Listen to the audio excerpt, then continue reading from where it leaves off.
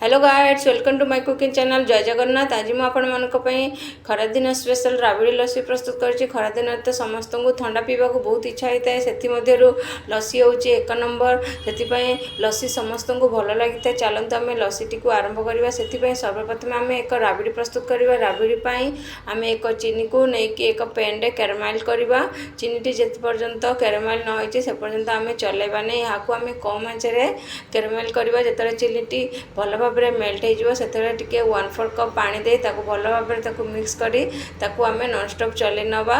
देखिपे यहीपरी भाव में आम नॉनस्टॉप चले नवा। बर्तमान आमर चीनी टी भल भाव कैरामेल हो गला। बर्तमान ये सॉस टी को आम ठंडा करने रखी नवा। बर्तमान आम अन्य एक कड़े नहीं जा। कड़े एठी मु 1/4 कप पानी ऐड कर। पानी देवा फल आम जो क्षीर टी को पकईवा ताहा राबड़ी जो करवा प्रस्तुत करवा सेटा आउ लागो ना कड़े से पानी देची। एटी मु क्षीर 1 लिटर क्षीर नहीं जाइए। क्षीर को आम भल भाव फुटाइवा देवा।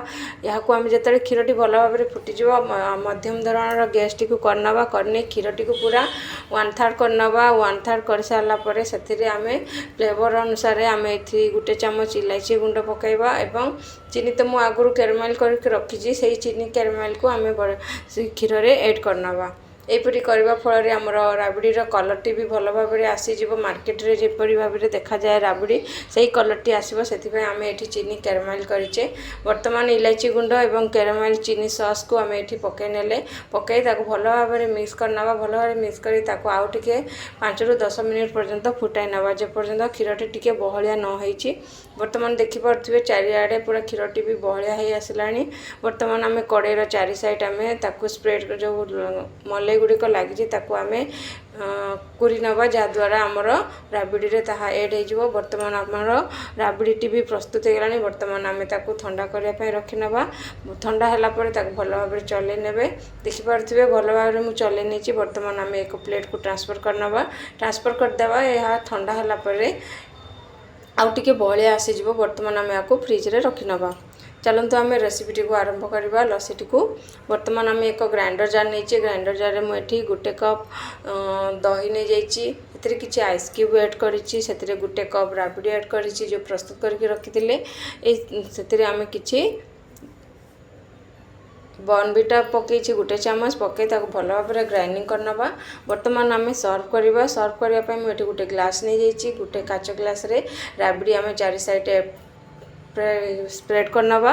स्प्रेड कर सारापर आम जो लस्सी टी को ग्राइंड कर रखी से लस्सी टी को आम बर्तमान आम ग्लास रे ट्रांसफर करनवा। आमर ग्लास भी डेकोरेट हो सारा। बर्तमान आम लस्सी टी को से ऐड करनवा।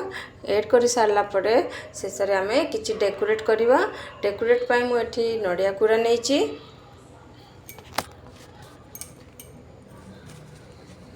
आपण पसंद अनुसार ड्राई फ्रुट्स भी नहीं पारे। मुझे नड़िया कोरा नहीं कि राबड़ी ऐड कर देउची।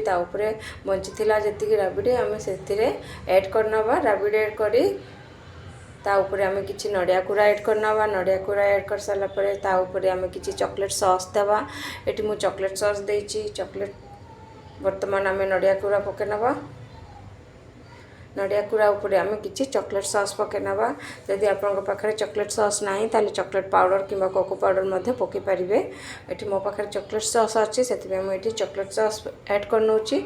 चॉकलेट सॉस ऐड कर सारापर ताऊपर आम कि ड्राई फ्रुट्स रे सजाइबा।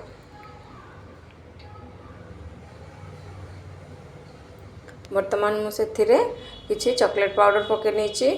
चॉकलेट पाउडर पकई सारापर से आम काजू चेरी टूटी फूटी पकई आम डेकोरेट करवा। शेष आम 1 चामच रूह अफजा पकई नवा। शेष आम 1 चामच रूह अफजा पकई देकी बर्तमान आमर प्रस्तुत हो गला मार्केट परी राबड़ी लस्सी। बर्तमान